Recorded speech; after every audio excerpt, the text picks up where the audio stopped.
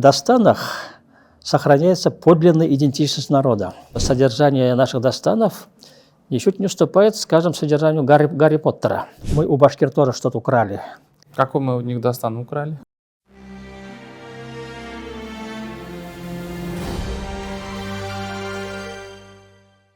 Приветствую, уважаемые зрители, комментаторы и подписчики YouTube-проекта «Татара мира». Сегодня у нас в гостях историк Дамир Исхаков.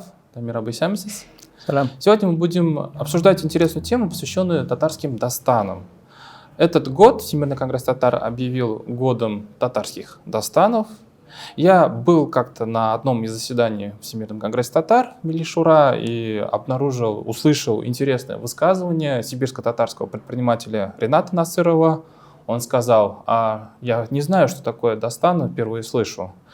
Дамир Абы, как так получилось, что татары не знают, что такое слово дастан? Ну, к сожалению, были проблемы, поэтому татарам на некоторое время пришлось забыть свои дастаны. Хотя мы народ, имеющий колоссальное литературное наследие, и среди этого наследия у нас очень много письменных дастанов. Вот поэтому надо немножко объяснить, что мы имеем в виду под дастанами. Это вообще-то такие эпические произведения, которые описывают прошлые события, обычно связанные в целом с жизнью народа для определенного периода. Ну, кто в школе хорошо занимался, тот помнит, например, Гомеровскую Илиаду. Это дастан. Греческий дастан. Да, эпос, конечно. Потом мы знаем, скажем, тоже из средневековой истории сагу о Нибелунгах, немецкий эпос, где, кстати, Аттила присутствует, что интересно. Ну вот индийские Махабхарата и Рамаяна, грамотные вещи. Тюркские, хорошо известные, скажем, Деде Куркут агузских народов, у турок, фактически у азербайджанцев есть хорошо известные.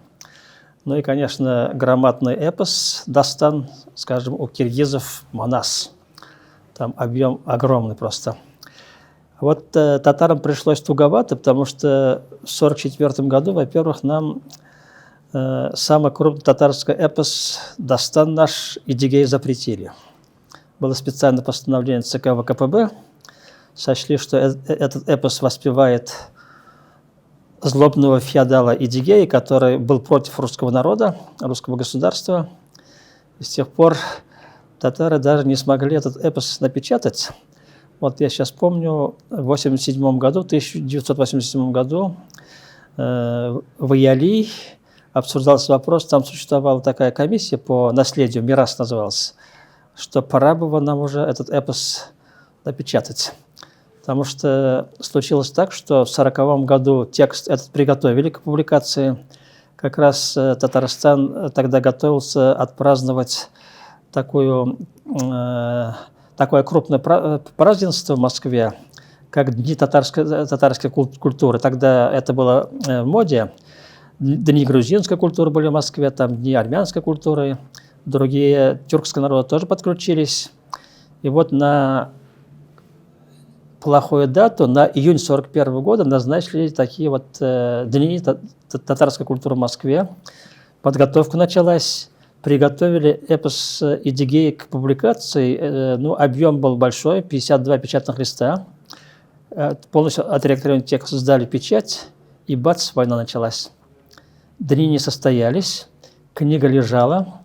А потом в 1944 году в условиях изменения обстановки политической сталинистское руководство решило, что слишком много тут почета тюркам, что они сильно начали оживлять свое национальное самосознание и решили нас зажать. И поэтому специальное постановление приняли по эпосу Идигея.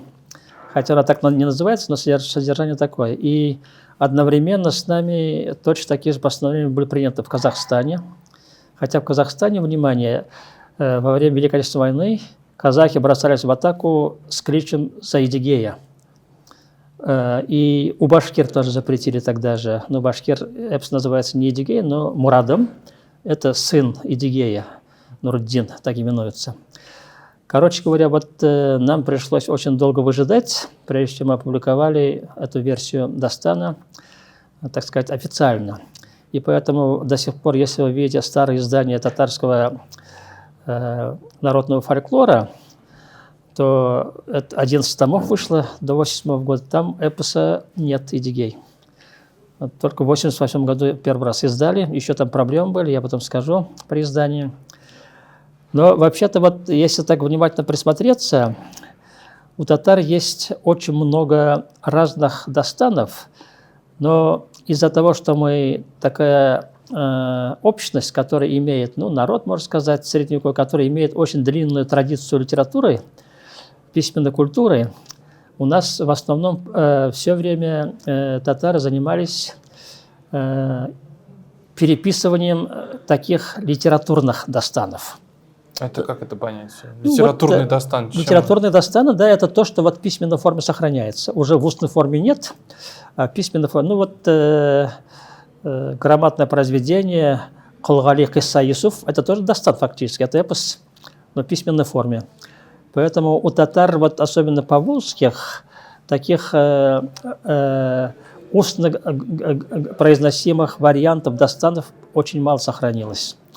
Но это не означает, что у нас их не было. Вот, например, если возьмете такое произведение конца 17 века, как «Дефтери Шангознамя», это сборник разных преданий, легенд, там есть кисса про Эдигей есть. Потом, если возьмете вот Кадр Али Бека, это вот Касимовский хан создал Джамигут Таварих, это 1602 год произведение. Там тоже есть специальный раздел, дастан об Эдигее есть. То есть у татар в письменной форме какие-то варианты вот дастанов существовали, в том числе посвященных Эдигею. Но в полевых условиях, так сказать, от сказителей удалось записать только вот этот эпос Эдигея среди татар Сибири. И поэтому я даже слышал в последнее время от некоторых таких сибирско-татарских активистов, которые понятие татарской нации не очень любят, что, мол, мы у них все украли, и поэтому у нас ничего своего не было, и вот опубликовали этот вариант, который сибирских татар существовал. Но там ситуация не совсем так простая. Во-первых, вот один из татарских фольклористов записал в Сибири, это в районе современного города Тары, деревни Елан, один из вариантов. В 1919 году записал этот эпос, но он фактически дошел до нас в таком литературно обработанном виде уже. Там, конечно, много элементов сибирско-татарского языка, или диалекта сибирско-татарского, но на самом деле он обработанный текст литературно. И у нас еще такие же записи есть, но наши специалисты утверждают, что есть около 20 текстов эпоса Эдигея, записанных в татарском мире. Мы же потом должны подходить широко. Некоторые варианты еще Аратлов записал в Сибири, некоторые варианты Аратлов записал в Крыму, эпоса Эдигей, но он там называется «Дастан ат-Тахтамыши об Эдигее». Эти две фигуры, они совместно там во многих случаях идут. И вообще вот надо иметь в виду, что ряд татарских дастанов, они являются таким общетюркским достоянием. Большинство наших эпосов, они есть у всех кипчакоязычных народов. Вот, скажем, такой эпос, как Чурабатыр или Чура, он у казахов есть, у буджакских татар есть, у нагайцев, у каракалпаков, и даже у других групп тюркских, куда бы Чурабатыр никак не мог добраться, но тоже существуют какие-то отголоски этого эпоса. Потому что в средневековый период, куда вот восходят корни этих дастанов, это же был один народ. Скажем, златоордынские тюрки, в некоторых случаях кипчаки. Вот, например, крупный татарский эпос, записанный в Сибири, Аккубек, он весьма странным образом попал в Египет и сохранился в некоторых произведениях арабских историков XIV века. Он там фигурирует практически в точно тех же самых содержательных формах, как у сибирских татар. И вот сейчас я сам тоже об этом писал, и другие ученые пришли к такому выводу. Это фактически, этот эпос, он проник через кипчаков-мамлюков. То есть сначала кипчаки были пленены монголами, потом были проданы в рабство, они вот с собой увезли это такой племенной Дастан. И он сохранялся через мамлюков в ряде случаев, прямо совпадающих с тем, что сибирские татары произносили вот Радливу. Дамир, мы можем сказать, что, в принципе, Дастаны — это такое татарское интеллектуальное, наверное, тюрко-татарское, наверное, даже так будет правильно сказать, интеллектуальное наследие, которое, к сожалению, нами затерто, позабыто. Мы можем так вот определиться? Так мы можем сказать. Однако вот я должен сказать, что Дастаны вообще-то тюркские все время изучаются. И есть много крупных работ, в том числе и в Татарстане. Вот в последние десятилетия вышли целый ряд работ Урманчеева, Мухамедзяновой, работники Яли, там Исия Закирова тоже писал на эту тему. То есть труды есть, но, может быть, эти труды академически не дошли до широких народных масс. Вот это возможно. Вот, кстати, по поводу широких масс. Всемирный конгресс татар, конечно, этот год объявил годом татарских дастанов, но вот я общаюсь с некоторыми татарскими активистами, общественниками в регионах России, у них складывается ощущение, что какой-то системной, методологической, подготовительной работы не ведется. Тем более, если мы говорим, что нам в 1944 году поставили на паузу традицию памяти о дастанах, то почему вот что сейчас вообще происходит по части подготовки организационной?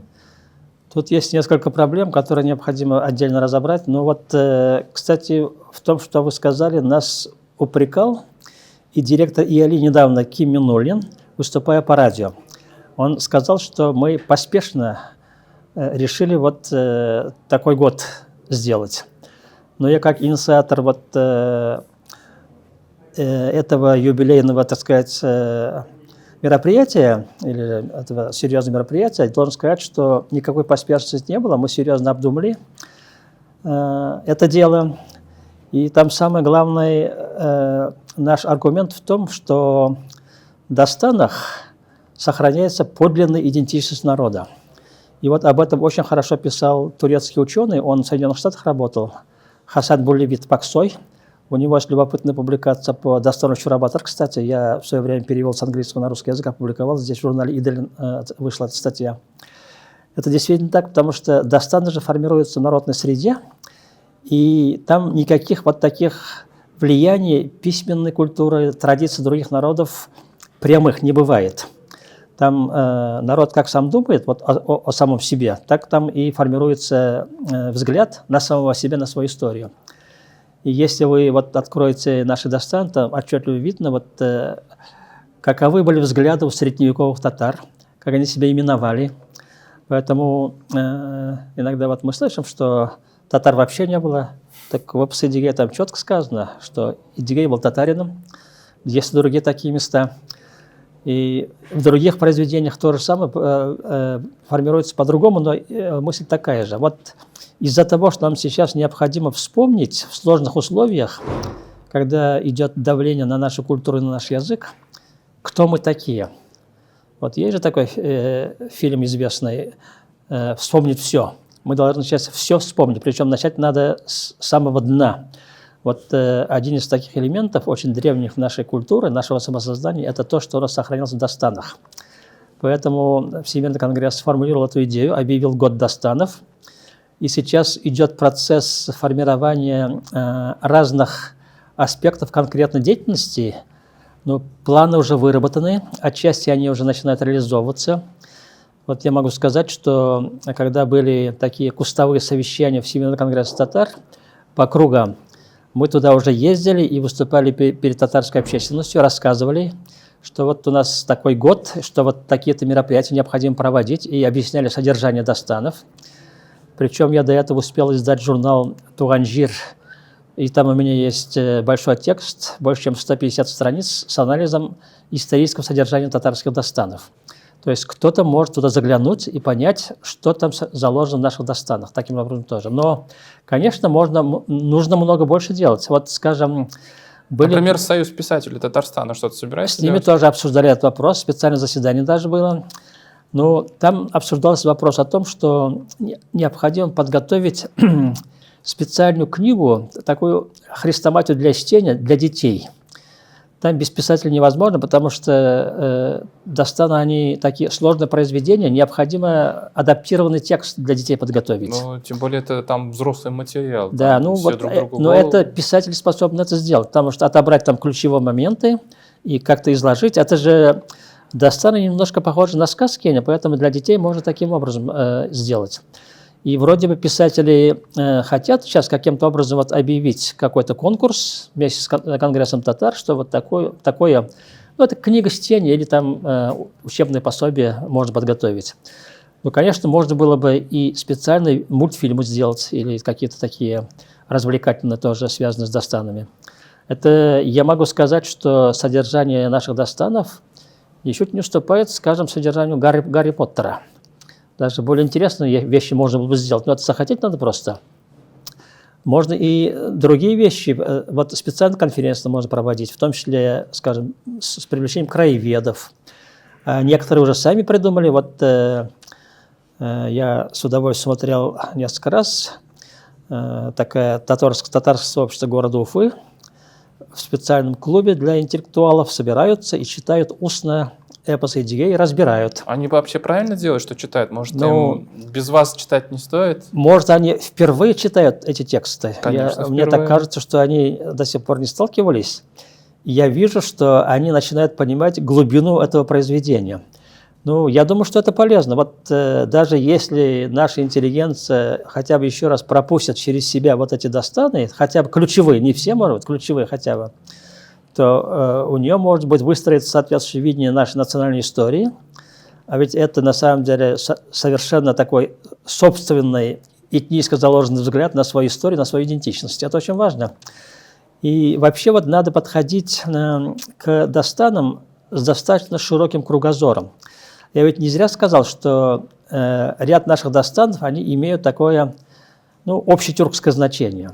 Вот крупнейший киргизский эпос «Манас», он, на первый взгляд, кажется таким с волшебным сюжетом, там, что Манас жил когда-то в очень древние времена, там такие глубинные вещи обсуждаются.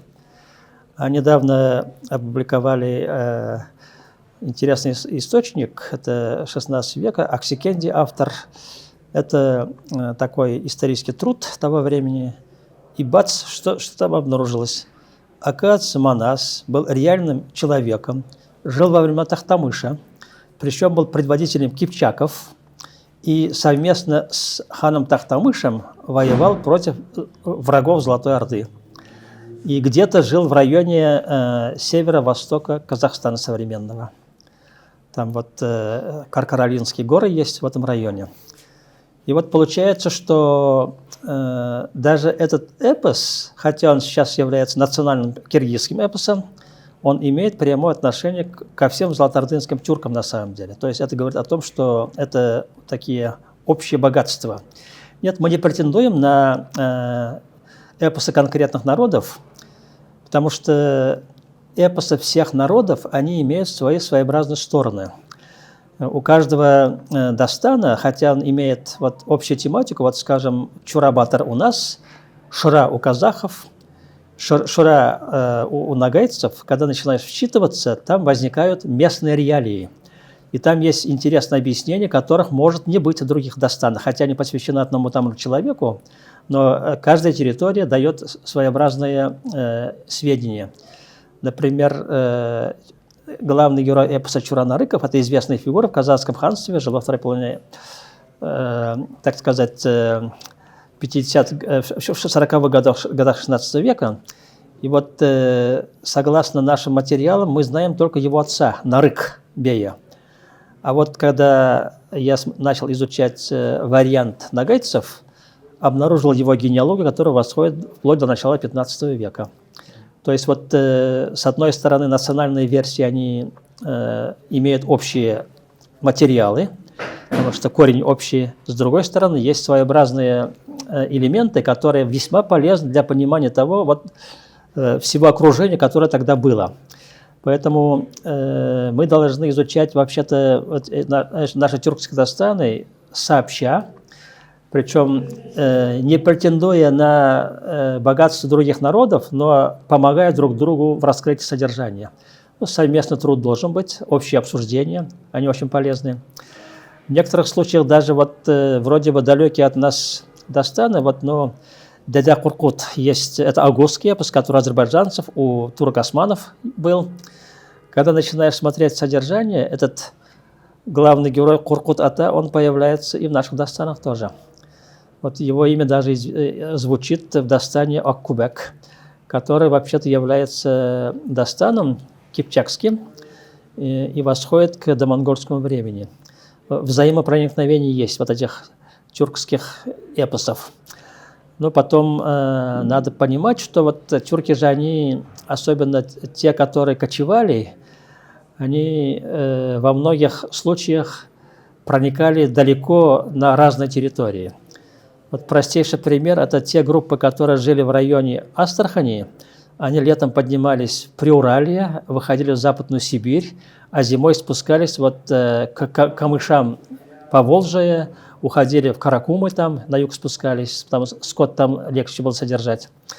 И из-за этого вот общие произведения, они на широких пространствах распространялись. Вот, например, Дастан Аккубек есть и у алтайцев, у хакасов есть элементы. Это означает, что вот даже в домонгольское время кипчаки, которые фактически доходили вплоть до Дуная, при Черноморье жили, они вот имели контакт друг с другом. Вот эти вещи очень важны, и я думаю, что в дальнейшем мы будем более теснее исследовать вот, с привлечением всех наших сил эти наши общие богатства. Конечно, в некоторых случаях вот появляется недопонимание. Вот, скажем, я слышал от башкирских ученых даже, такие, ну, особенно у их националистов, о том, что мы у башкир тоже что-то украли. Как мы у них Дастан украли? Ну вот, они говорят, что мы Дастан и Дигей у них записывали и украли тоже. Но вот тут есть такая весьма хитрая штука. Например, варианты Дастанов и Дигей, ну, Мурадом называется у них, в устной форме записал Накис Анбет на территории, современной территории Башкортостана. Он их обработал. И оказалось, что еще в 20-х годах, добавив от себя кое-что, издал в газетных вариантах. А он что-то хорошее добавил или что-то плохое? Вот это исследовать надо.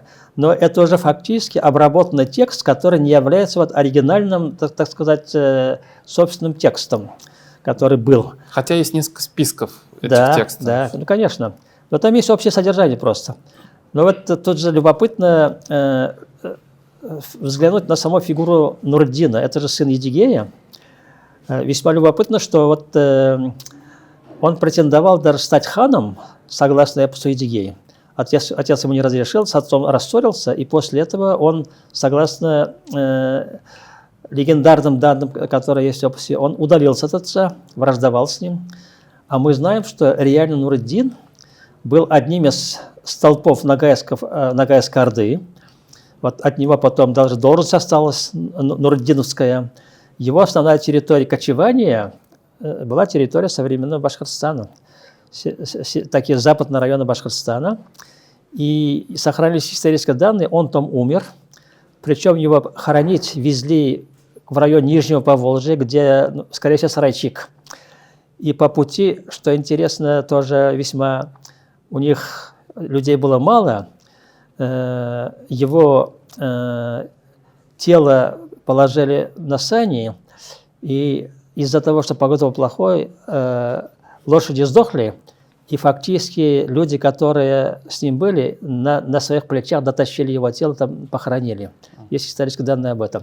То есть это фактически, как бы сказать, такой стандартный золотоордынский татарин, но находившийся в Золотой Орде, и он имеет отношение к разным территориям, и, соответственно, и Дастан может находиться на разных территориях.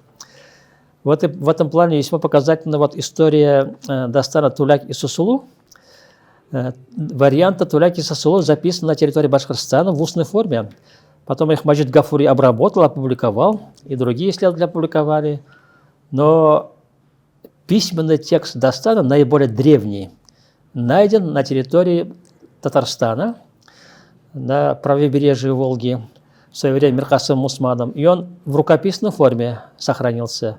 Он гораздо более богатый, чем вот устные формы, которые записаны в башкир, и наиболее древний, как я говорю. И здесь вот ясно, что этот Дастан среди татар тоже существовал, но он успел зафиксироваться в письменной форме, а уже в устной форме перестал бытовать. Это вот характерная особенность тех народов, которые имеют богатые литературные традиции, они вот записывают текст, и после этого уже необходимости в устных формах не бывает.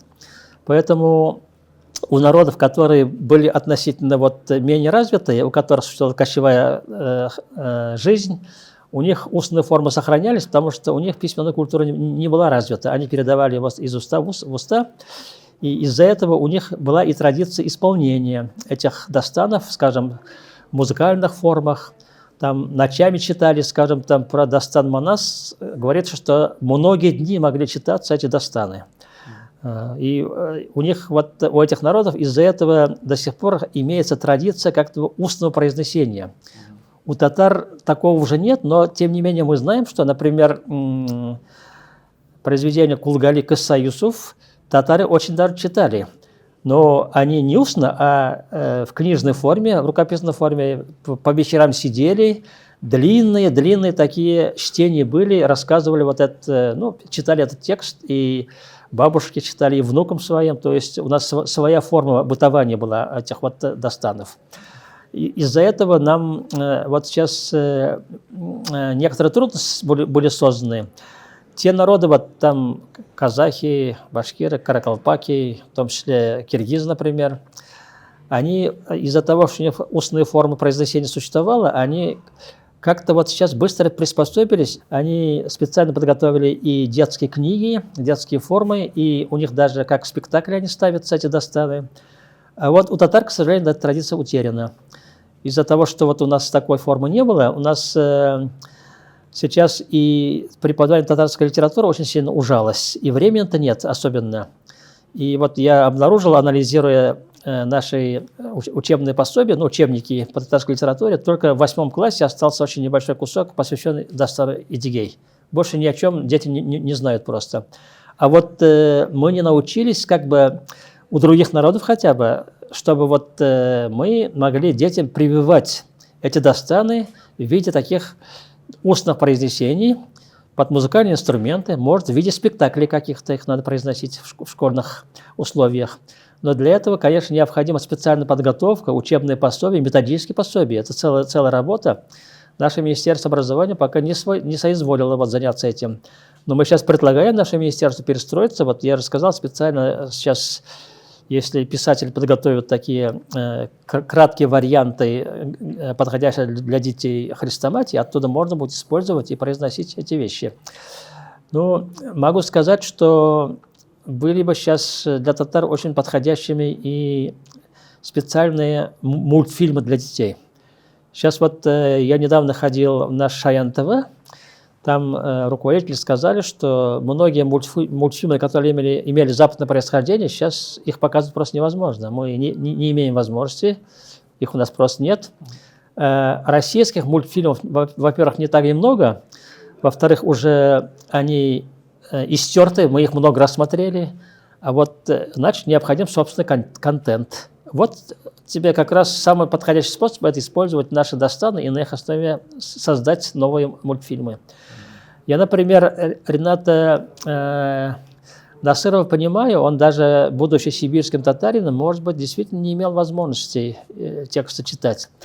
Мы-то здесь в Казани опубликовали эти дастаны. Сейчас они уже существуют в письменном виде. Я, например, даже в журнале «Туганжир» опубликовал сибирско-татарский вариант с сохранением таких особенностей местных говоров. Но это же тексты, которые дошли только до небольшого круга людей. Ну, конечно, это, откровенно говоря, сегодня это больше похоже на какое-то интеллектуальное увлечение интеллигенции. Ну, не более широких масс. Есть такой момент. Я же говорю, вот только что обсуждали, даже уфимский интеллигент только сейчас вчитываются тексты. Но потому что просто у нас нет массового продукта, который дошел бы до каждого дома фактически. Это же вот даже наши тиражи книг, там татарский фольклор достаточно ограничен. Они уже старые тиражи вообще исчезли. Сейчас начали издавать новый многотомник, он 25-томный будет. Но там Дастаны обязательно будут, конечно. Но я думаю, что вот нам надо больше ориентироваться на издание популярных вариантов, детских, юношеских, там, для старшего возраста, чтобы там были и объяснения некоторые, вот, что имеется в виду под каждым там сюжетом, что скрывается там исторического, что привнесено там создателями этих текстов. Это же тоже непростой вопрос. Вот мы знаем, я уже сказал, что до войны еще подготовили текст Эдигея для публикации. Там работала целая группа, но Накис Амбат под своим авторством издал в журнале, ну тогда Казараутлар по-другому назывался, Совет Мактаб, вот там издал, и вот в этом варианте, он же Накис Амбат литературно обработал этот текст, Ну, да. и у него там от себя тоже привнесено было достаточно много. Но это тоже не возбраняется. Вот, например, крупное эпическое произведение, там Карелов, Калевала, он же был конкретным человеком создан на основе преданий, которые существовали у карелов. Это возможно, но так как татары имели собственные версии эпоса Эдигей, то вполне вот из них скомпоновать, что Накис Амбат сделал, общий такой вариант, сводный, литературно его обработал, чтобы для нормального чтения оно годилось. И вот сейчас мы этот текст имеем, ввиду уже несколько раз переиздавали. Хотя там тоже вот до сих пор не снятый вопрос есть. Накис Амбат, он очень настаивал при издании вот этого эпоса, чтобы там были даны его комментарии. А он действительно в 1940 году издал текст с большими комментариями. В этих комментариях фактически есть вся история Золотой Орды. И вот из-за того, что Золотая Орда потом была не в почете, даже издавая вот в 1988 году текст новый, наши издатели вот эти комментарии опустили. И Накис Амбат с этим текстом не согласился, он сказал, что это не его вариант фактически, даже судился. Поэтому вот эти вопросы до сих пор существуют, и мы рано или поздно должны об этом поговорить, так сказать, найти виновных в том, почему у нас еще нет до сих пор нормального текста со всеми комментариями. И вот объяснить это и татарской, и другой публике. И вообще сейчас я думаю, что надо издавать дастаны красочные, с большими там рисунками интересными. Дамир Абы, хотел бы с вами обсудить историю дастана Эдигея. Действительно, Эдигей пока еще как-то просачивается через школьную программу школы, то есть с ним могут ознакомиться дети в школах. В то же время вот совсем недавно была предпринята, как мне кажется, робкая попытка популяризации этого дастана режиссером Туфаном Имамутдиновым. И на его произведение историческое сообщество, историки-татароведы отреагировали отрицательно, сказав, что он там что-то как-то с чем-то как-то все перепутал. Вместе с этим я ознакомился с позицией Туфана Имамутдинова. Он задается вопросом: почему вы меня ругаете за то, что я сделал главным положительным героем Эдигея? Ведь татарский народ не может ошибаться в своей героизации. Вместе с этим, вот вы сказали, что в 1944 году было принято решение против Золотой Орды, против популяризации Эдигея, потому что злой татарский феодал Эдигей представлял какую-то угрозу российской и русской государственности. Все-таки давайте попробуем определиться, почему такая путаница, почему главный герой для татар на самом деле в Эдигее это хан Тахтамыш, почему не в честь него назван этот дастан, кто сохранил такой положительный образ и героизировал Эдигея. Ну, это все-таки татары или не татары? Далеко не простой вопрос, поэтому я постановку Имамутдинова смотрел и даже консультировал. Но это же не первая постановка. Еще Марсель Селимджанов ставил большую трагедию под названием «Эдигей». Именно трагедию, кстати, надо брать на это внимание. Потому что фигура Эдигея, она весьма сложная и неоднозначная. Исторически мы знаем, что он хотел во что бы то ни стало сохранить единство Золотой Орды. У него цель такая была. Но он, правда, там сам хотел командовать всем. Он ставил подставных ханов, воевал против законного хана Тахтамыша, но для усиления собственных позиций. Но он был, на самом деле, только правителем левого крыла Золотой Орды. и он вот хотел усилить левое крыло, взять господство во всей Золотой Орде, контролировать сарай, престол и ханов. А чем все это закончилось? Но он тем самым вот хотел как бы единство государства сохранить, а государство уже было большой опасности, там уже феодальная раздробленность начиналась, но он хотел сохранить единство. А чем закончилось? Из-за того, что он вел многочисленные войны, он сам и его дети фактически во взаимной борьбе Тахтамыш и его наследники, и две его наследники уничтожили огромное число татар, и государство после этого просто распалось. Из-за того, что вот внутренние скрепы государства ослабли, народу стало гораздо меньше, и возникли новые татарские ханства уже после распада Золотой Орды. Ну, с точки зрения, скажем так, благих пожеланий Эдигея, он действовал правильно. Ну, то есть он не подумал о народосбережении, что Ну, есть такая поговорка: благими намерениями выслана дорога в ад. Вот у него-то желание было хорошее, но получилось не то, что он хотел в итоге. И поэтому, с одной стороны, на Эдигея можно посмотреть как на положительного героя. Все-таки хотел сохранить силу государства, он даже русских побеждал, до Москвы дошел практически. А с другой стороны, чем закончилась эта история? Вот если так посмотреть, то получится, что он действовал на самом деле во вред татарскому тогдашнему обществу. Поэтому вот Имамуддинов-то он такие тонкости не смог показать. Хан Тахтамыш – это же законный хан, который смог распадающуюся Золотую Орду заново восстановить. И он довольно долго держал в хорошем тонусе государство. В итоге вот все это распалось.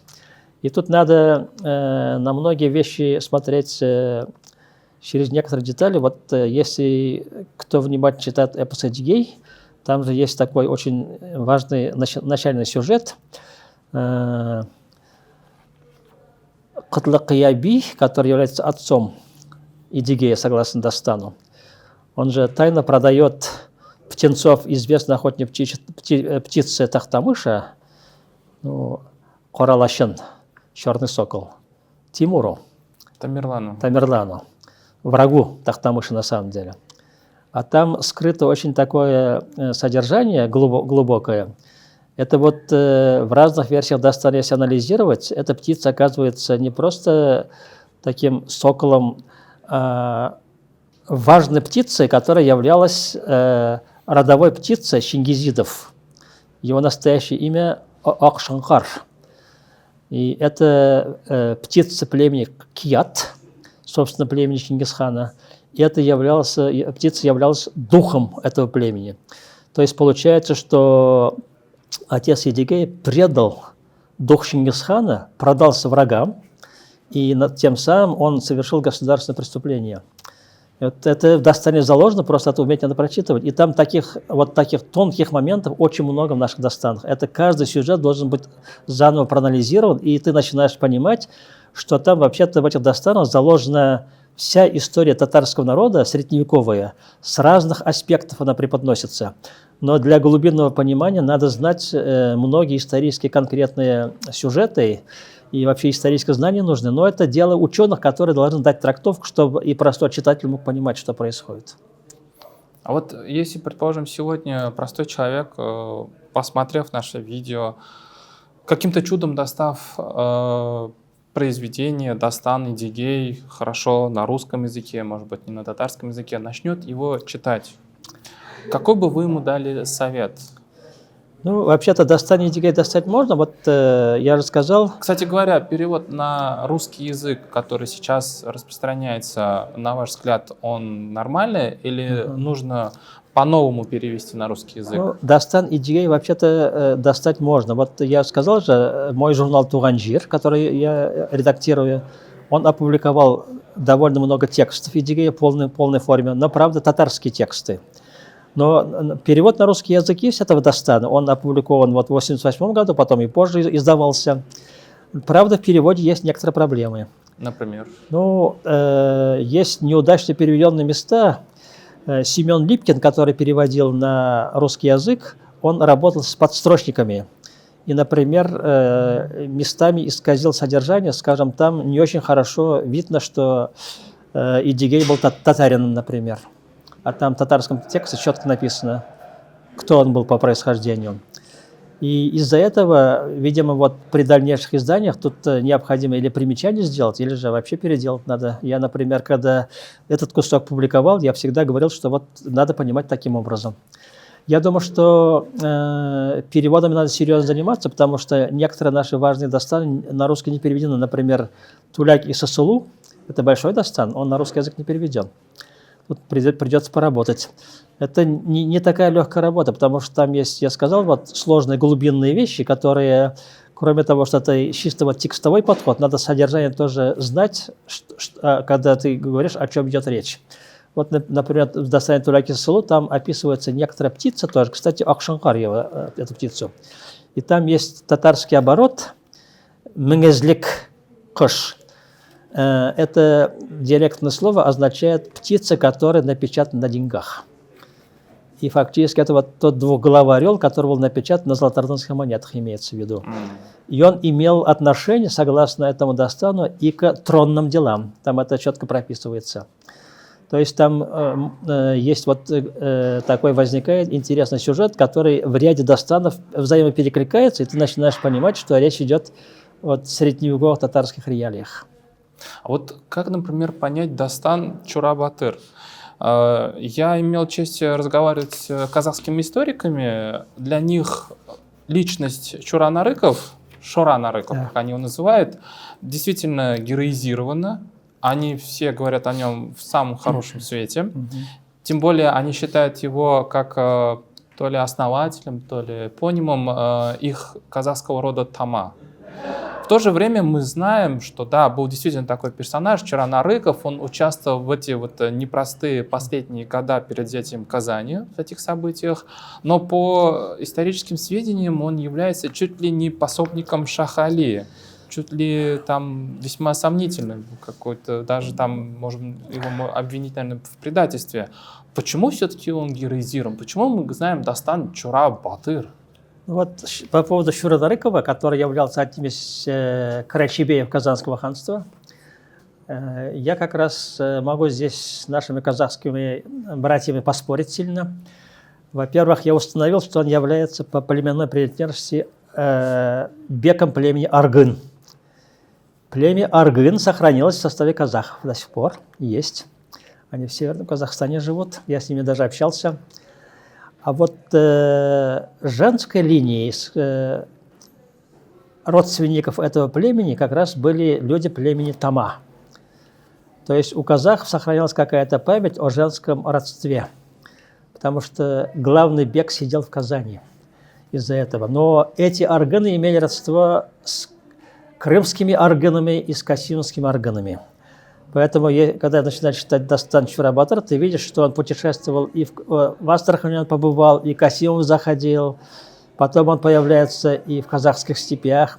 Речь идет об одном и том же клане, который был, так сказать, на разных территориях на самом деле. Ну, ядро сидело вот как раз в Крыму и в казахстанских степях. Но, может быть, эти аргыны, вот сейчас я так думаю, они охраняли южные границы Казанского ханства, потом, когда государство пало, они примкнули в состав казахов. Такое может быть вполне.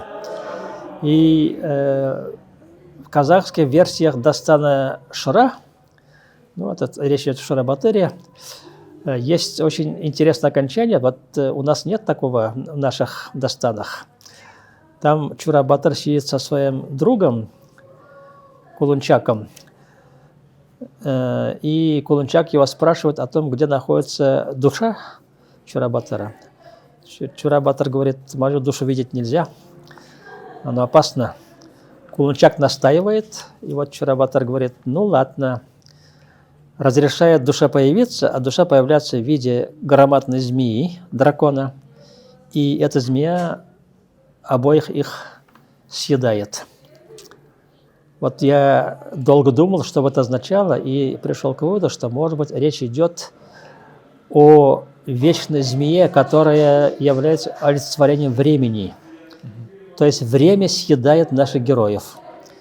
Для татар это очень важно, потому что Чура-Батыр является последним батыром татарских достанов. После него больше батыров у нас в достаниях не было. У казахов существовали. Вообще-то в переводе на русский язык термин «батыр» – это воевода. Вот татары, которые были присоединены уже к русскому государству, они воевали в русских войсках, но из них не было воевод. Они просто стали служилыми татарами, которые служили другому государству уже. В таких случаях батыров уже не бывает. Ты служишь другому государству. Ну, я правильно формулирую вот эту вот задачку по Дастану Чура-Батыр, что в реальности это один человек, а в Дастане это героизированный человек? Ну, различия есть, конечно, но в татарских преданиях, которые сохранились в устной форме, были записаны татарскими исследователями, да, про Чуру-Нарыкова есть отрицательное высказывание. Но там надо понимать, что там же шел процесс противоборства русского государства, которое было связано с Касимским ханом Шигалеем и с казанской знатью. Казанская знать на последней стадии поставила во власть сначала крымских гиреев, потом астраханского царевича Едигера поставил во власть. Конечно, вот были взаимные, так сказать, притязания. Каждая сторона стремилась сесть на престол, и Чура-Нарыков встал на сторону Шигалея фактически. Но он предал только собственного хана Сафагирея, но зато он хотел уйти в Касимское ханство, потом прийти Шигалеем и сесть обратно на своем месте в Казани, но уже под другим предводительством. Это, конечно, можно считать как предательством, так и сменой сюзерена. Как посмотришь на предмет. То есть, получается, мы говорим о том, что есть большая разница между тем, что мы читаем в Дастане, между тем, что за реальная историческая личность была. Это есть и с Чура-Батыром, и с Едигеем. И все-таки, Дамир Абы, наверное, вопрос касается того, что нам сделать, чтобы татарам вернуть память, понимание наших татарских дастанов. А то историки говорят, что дастаны передавались из уст в уста народом, но сегодня получается, что татарский народ-то и не понимает эти народные дастаны. Нет, ну это просто у нас сознание уже изменилось. И с тех пор, конечно, вот я уже сказал, устные формы не сохранились, но в письменном виде они дошли до нас, эти дастаны. И необходимо иметь в виду, что должны ученую трактовку давать, вот содержание. А, так сказать, простой публике, простому читателю необходимо читать и в том числе объяснения ученых. Вот Чура-Батыр я рассказал, сложные фигуры тоже. Но, однако, если ты в Дастан вчитаешься, там есть важные посылы, на одной из которых, кстати, обратил внимание турецкий исследователь Хасан Паксой. Там в Дастане Чура-Батыр сказано, что Чура-Батыр погиб потому, что у него был сын, которого родила светловолосая женщина, подослана русскими, специально, чтобы получить от Чуры-Батыр наследника, но воспитанного в других условиях. Эта женщина бежала к русским, там родила сына, русские его воспитали, и он фактически убил собственного отца, и в том числе и воевал с Казанским ханством, с татарским народом. А это в исторических источниках? Это в Дастане. Дастане заложено. Это же вот, это, так сказать, это мнение татар того времени. Они сформулировали, во-первых, идею о том, что смешанные браки опасны, и, во-вторых, что Чура-Батыр, он, несмотря на свои недостатки, все-таки для татар был важной фигурой, потому что он действительно, когда сидел в Казанском ханстве, много воевал за интерес Казанского ханства, за интерес татар фактически получается. Но потом, конечно, он до конца вот не смог эту позицию свою сохранить, но, тем не менее, почтительное отношение к нему народу сохранилось. И вот отрицательные черты народ потом постарался забыть. Это важно. Мы просто должны и детям, и вообще читателям объяснить, что происходило реально, и вот что есть в Дастане, и какое там ядровое послание есть для народа. Во всех Дастанах такие вещи есть. Но будем надеяться, что год татарских дастанов, объявленный Всемирным конгрессом татар, закончится с какими-то очень ощутимыми результатами в виде книг, интересных произведений, дискуссий, особенно в научной среде. Ну, я надеюсь на это. Может быть, еще и конференции будут. Посмотрим. Год еще только идет. Я думаю, что какие-то достижения у нас будут обязательно, потому что сейчас все сплотились вокруг этой идеи. Разные есть предложения. Мы сейчас в Конгрессе предложения продолжаем собирать. Недавно вот из Уфы я получил предложения такие, и из других регионов тоже, наверное, будут конкретные предложения. Поэтому что-то мы в конце концов получим. Будем надеяться, что в Казани тоже появится свой интеллектуальный клуб, который будет читать татарские дастаны, а не только уфимские татары. Ну, дай Аллах, наверное, будет. Спасибо большое.